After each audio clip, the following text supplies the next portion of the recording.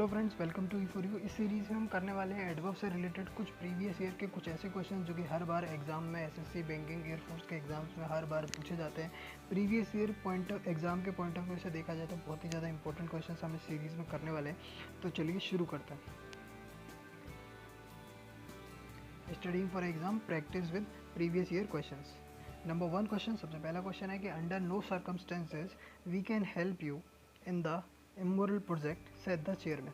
इस सेंटेंस में अगर हम देखें तो अंडर नो सर्कमस्टेंसेस, यहाँ एक रूल और एक फैक्ट आप जान लीजिए कि सेंटेंस अगर अंडर नो सर्कमस्टेंसेस से शुरू हो रहा हो तो सेंटेंस में हम इन्वर्जन का प्रयोग करते हैं। मतलब सेंटेंस में इन्वर्जन का प्रयोग करने का मतलब हुआ कि हमारी जो ऑक्सिलरी वर्ब होती है वो हमारी पहले आती है, फिर सब्जेक्ट आता है, हमारी ऑक्सिलरी वर्ब आती है, फिर सब्जेक्ट आता है, फिर हमारी मेन वर्ब आती है। इस तरह की फॉर्मेशन हमारे सेंटेंस में रहती है। अगर हमारा सेंटेंस अंडर नो सर्कमस्टेंसेस से, हार्डली से, नो सूनर से, स्कैर्सली से, बेयरली से, इस तरह के वर्ड से शुरू होता है तो इन्वर्जन सेंटेंस में लगता है। तो इसका जो एरर होगा वो पार्ट बी में जाएगा और इसको करेक्ट फॉर्म जो उसकी होगी वो होगी under no circumstances can we लिखेंगे हम, यहाँ पे हम लिखेंगे can we.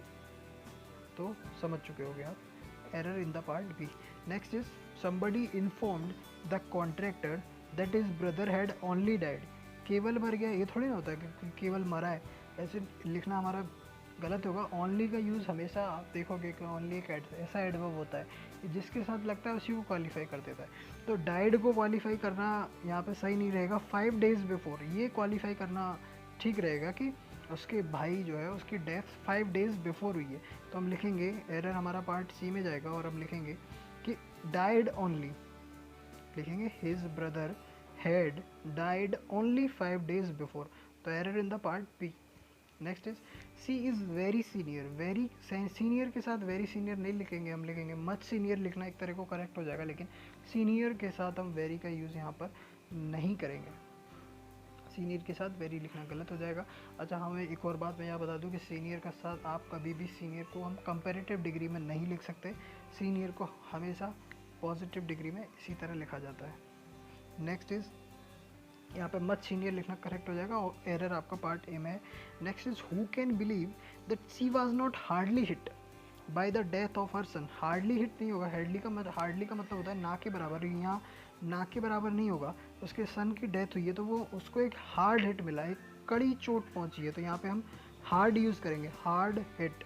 Option error part C में है हमारा। Next question is hardly she likes. तो मैंने अभी आपको बताया कि सेंटेंस आपका अगर आपका हार्डली से, नो सूनर से, अंडर नो सर्कमस्टेंसेस से, नो सूनर हुआ, स्कैर्सली, बेयरली, इस तरह के वर्ड से शुरू होता है तो उसमें इन्वर्जन लगता है। तो यहाँ एरर आपका पार्ट ए में हम लिखेंगे hardly does she like. Hopefully आप समझ चुके होंगे। Next is he was very tired of work so he said that he should not accompany us। तो शुड का प्रयोग यहाँ नहीं करेंगे, हम लिखेंगे वुड, लिखेंगे ही वुड नॉट accompany us। कोई टायर्ड है इसलिए वो हमारे साथ नहीं, उसे हमारे साथ नहीं आना चाहिए। तो यहाँ चाहिए का सेंस नहीं हमें लिखना होगा, he would not accompany us because he was tired। तो error in the part C. Let's move to next question. Only by discussing. अब ओनली एक एडवर्ब है, इसकी एक खासियत बिल्कुल जैसे अभी हमने बताया कि ओनली एक ऐसा एडवर्ब है जिसको जिसके साथ यूज़ कर देंगे, जिस भी पार्ट्स ऑफ स्पीच के साथ इसको आप यूज़ कर देंगे उसको क्वालिफाई कर रहा होगा, एक ऐसा एडवर्ब है।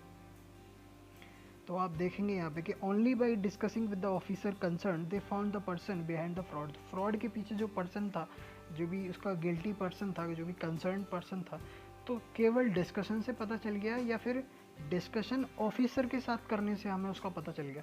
तो हम यहाँ पे लिखेंगे कि by discussing only with the officer, है ना, आ रहा है समझ में आपको कि आपको मीनिंग सेंस निकालना पड़ेगा। अगर आपको ओनली का करेक्ट आपको यूज़ पता करना है तो आपको सेंटेंस में सेंस के अकॉर्डिंग चलना पड़ेगा।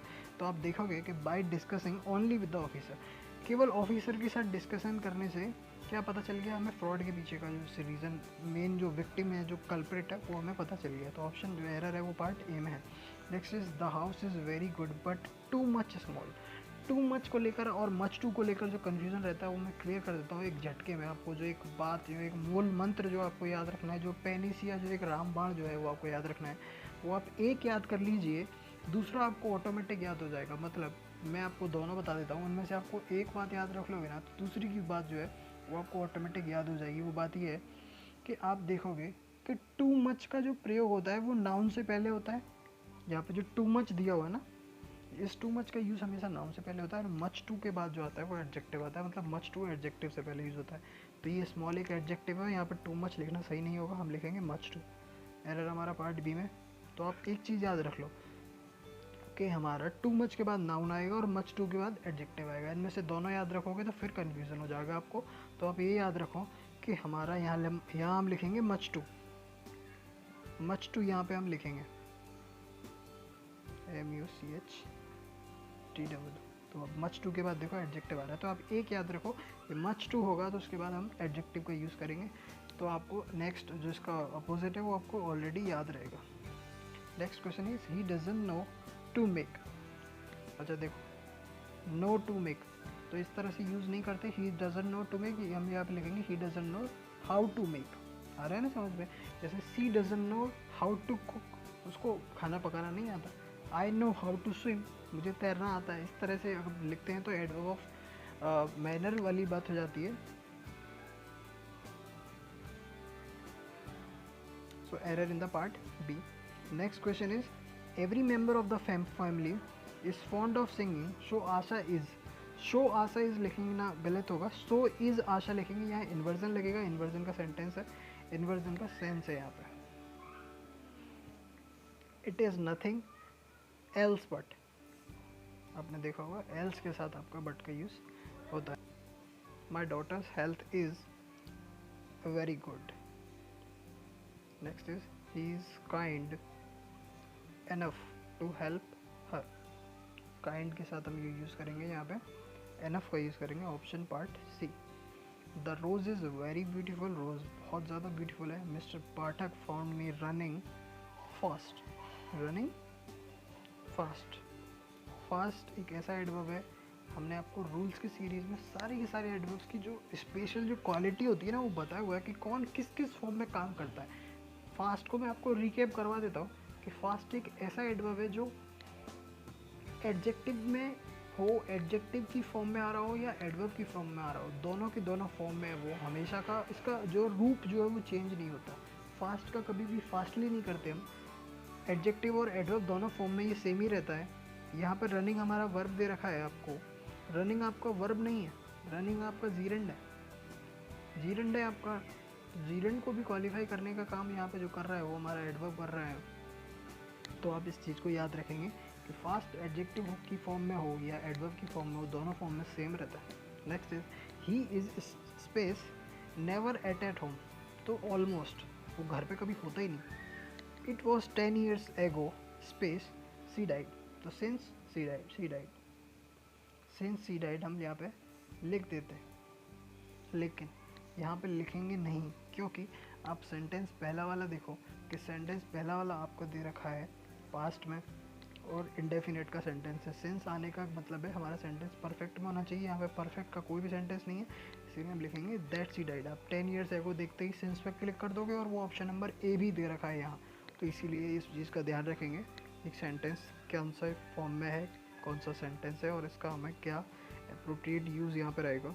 ही came here an hour before.